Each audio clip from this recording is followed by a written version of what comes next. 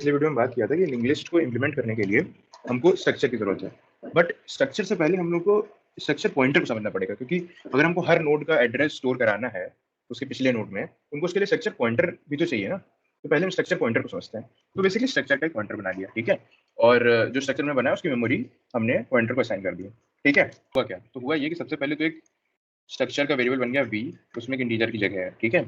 उसके बाद हमने एक पॉइंटर बना लिया, ठीक है, जो कि इस स्ट्रक्चर के डेटा टाइप का एड्रेस स्टोर कर पाएगा, ठीक है। और हमने ये एड्रेस इसमें स्टोर करा दिया, ठीक है। अभी तक की कहानी ये है। अब हमको इस पॉइंटर की मदद से इस बी को एक्सेस करना है। तो हम क्या करेंगे? जैसे अगर हम यहाँ पे लिखें एस्ट्रिक पी, ओके, तो जब हम लिखते हैं एस्ट्रिक पी तो बेसिकली ये इस ब्लॉक तक पहुंच जाएगा, बट अभी भी हम यहाँ तक नहीं पहुंचे हैं, ओके। तो अब अगर हमको वी की मदद से बी को एक्सेस करते थे तो हम लोग वी डॉट बी की मदद से एक्सेस करते थे, ठीक है। अब अगर हम पॉइंटर की मदद से एक्सेस करेंगे तो सबसे पहले तो एस्ट्रिक पी हमको वी देगा। अब वी के बाद हमको बी तक पहुंचना तो डॉट बी लिखना पड़ेगा, ओके। तो इस तरीके से हम बी की वैल्यू प्रिंट कर सकते हैं। बट ये थोड़ा बड़ा लग रहा है, लाइक पहले एस्ट्रिक पी लिखो फिर डॉट बी लिखो। तो इसका एक शॉर्टकट होता है। शॉर्टकट ये होता है, आपने बहुत जगह देखा होगा आप लोगों ने, कि इसका यूज करते हैं। अब बेसिकली ये क्या है, डॉट और एस्ट्रिक को मिला के बनाया हुआ एक ऑपरेटर है। ये ऑपरेटर क्या करता है कि डायरेक्टली इस एड्रेस पे जो वेरिएबल है, ओके, उसके अंदर जो है उसको एक्सेस कर लेता है। जैसे इस एड्रेस पे जो बी है, ओके, उसको एक्सेस कर लेता है ये, ओके, जो यहाँ पे बी है ना। तो बेसिकली उसी का शॉर्ट फॉर्म है, जैसे एरे के केस में था, है ना। ऐसे यहाँ पे ये क्लास पॉइंटर में भी यूज होता है। अगर हमको पी के थ्रू बी को एक्सेस करना तो यहाँ पे वी का क्या काम है? लाइक कोई ऐसा तरीका नहीं है जिसमें वी को, भाई वी को तो कहीं हम इस्तेमाल करेंगे ही नहीं, डायरेक्टली पी के थ्रू भी हम वी को एक्सेस कर सकते हैं, तो वी हम क्यों इस्तेमाल करें, है ना। हमको सिर्फ एक ब्लॉक चाहिए, ठीक है। हमको ये वी नहीं चाहिए, ओके, हमको सिर्फ एक ब्लॉक चाहिए जिसका एड्रेस हम पॉइंटर में स्टोर कर पाए, ठीक है। तो अब उसका तरीका होता है डायनेमिक मेमोरी एलोकेशन, ठीक है। डायनेमिक मेमोरी एलोकेशन सी में होता है, मैलॉक, कैलॉक, इन सब की मदद से, ठीक है। और सी प्लस प्लस में मेमोरी एलोकेशन होता है न्यू की मदद से, और उसको हम डिलीट करते हैं डिलीट की मदद से, ओके। जो ये ब्लॉक है इसको अगर डिलीट करना है तो डिलीट की मदद करते हैं। तो पहले हम वो देखते हैं कि अगर हम वी को एलिमिनेट करना चाहते हैं तो कैसे कर सकते हैं। तो सपोज हमने यहाँ पे इसको हटा दिया, ठीक है, और हमने यहाँ पे लिख दिया इसके आगे, और हमने यहाँ पे लिख दिया इसके आगे न्यू स्ट्रक्ट ए, ओके। अब उसके बाद हम अगर इसको वैल्यू अगर हमको असाइन करनी है, सीधे सीधे हम लिख देते हैं P of B equal to something, okay. इस केस में सो रन करते हैं तो 45 प्रिंट हो गया, ओके। अब हुआ क्या? बेसिकली हुआ ये कि जब हमने लिखा न्यू स्ट्रक्ट ए, जब हमने ये लिखा, ओके, तो न्यू स्ट्रक्ट ए जब हमने लिखा तो एक ब्लॉक बन गया, ठीक है। दैट्स इट, ये मेमोरी का ब्लॉक बन गया, सब कुछ नाम नहीं है, ऐसे पड़ी हुई मेमोरी है। पर इसको एक्सेस करने के लिए हमको किसी चीज की जरूरत तो पड़ेगी ना भाई। भाई इसको हम किस नाम से बुलाएं, है ना। तो वहां पे पॉइंटर आता है, ठीक है। अब ये ब्लॉक है, और जब हम न्यू स्ट्रक्ट ए लिखते हैं तो इस ब्लॉक का एड्रेस रिटर्न होता है ना। और वो एड्रेस हम इस पॉइंटर में स्टोर कर लेते हैं, ठीक है। इस पॉइंटर में हम वो एड्रेस स्टोर कर लेते हैं, और जब हम पी ऑफ बी लिखते हैं तो इस ब्लॉक की जो वैल्यू उसको पॉइंटर एक्सेस करके इसकी वैल्यू चेंज कर देता है, ओके। इनिशियली कोई गार्बेज वैल्यू होगी, पर उसके बाद जब हम उसको एक्सेस करना चाहते हैं तो वो प्रिंट कर देता है। तो यहाँ पे बेसिकली हमने किया क्या कि जैसे जो हमने लिंक लिस्ट का एक नोट था ना, ठीक है, उसकी हमने बॉयलर प्लेट तैयार कर ली है, ठीक।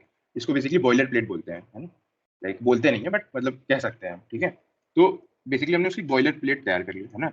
अब इस बॉयलर प्लेट में क्या होगा? इस बॉयलर प्लेट में एक इंटीजर स्टोर हो सकता है और एक एड्रेस स्टोर हो सकता है। किसका एड्रेस? इसका खुद का, या इसके खुद के जैसों का, ठीक है। ये मतलब हुआ इसका, ठीक है।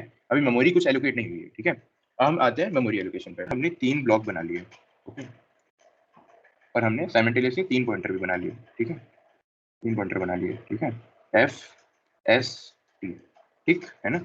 और इस ब्लॉक में हमने पहले शुरू में तो जगह खाली होगी, ठीक है। और एफ इसको पॉइंट कर रहा है, एस इसको कर रहा है, टी इसको कर रहा है, ठीक है। उसके बाद हमने क्या किया कि एफ ऑफ डी में 1 स्टोर करा दिया, यानी यहाँ पे 1 है, यहाँ पे 2 है, यहाँ पे 3 है, ठीक है। ऐसे 1 2 3 ऐसे स्टोर करा दिया, है ना। और जो एफ ऑफ नेक्स्ट है ना, एफ ऑफ नेक्स्ट ये है ना, इसमें हमने एस स्टोर करा दिया। बेसिकली अगर हम एस लिखेंगे, S is actually this address, okay, इस ब्लॉक का एड्रेस है एस, ठीक है। तो एस को हमने यहाँ पे स्टोर करा दिया, ओके। मतलब यहाँ पे क्या है, यहाँ पे इसका एड्रेस है, और टी को हमने स्टोर करा दिया यहाँ पे, ओके। और टी में क्या है? टी में इस ब्लॉक का एड्रेस है। तो कहीं ना कहीं देखा जाए तो ये तीनों ब्लॉक आपस में ऐसे करके कनेक्टेड हो गए, है ना। अब अगर हम खाली एफ का पता हो तो हम एस और टी इन दोनों को एक्सेस कर सकते हैं, है ना, कोई दिक्कत नहीं है।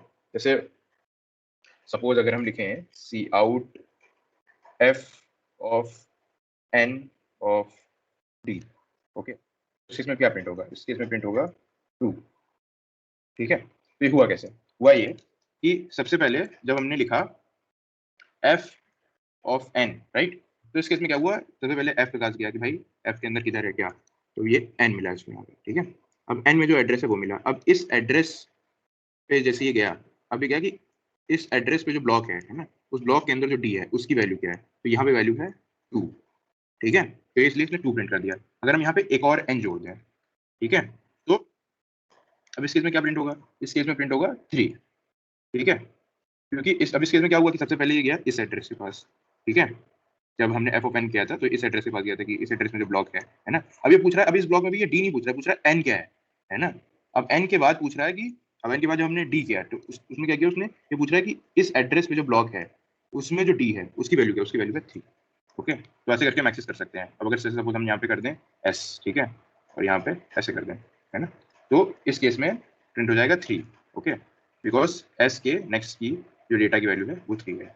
ओके, तो ये तो बेसिकली खेल हो गया है ना, मतलब ये हम ठीक है देखने के लिए कर सकते हैं कि कैसे ये चल रहा है। बट अब लिंक जैसे एरे में हमको कोई डेटा स्टोर करना है, ठीक है, तो हम सिंपली कर देते हैं। ठीक है, और अगर हमको स्ट्रक्चर में करना है तो सीधे कर देते हैं। इसमें हम क्या एक एक नोड को कनेक्ट करते फिरेंगे, है ना, तो इसलिए इसमें यूज करेंगे फंक्शंस का। ठीक है, इसके इम्प्लीमेंटेशन में यूज करेंगे फंक्शंस का।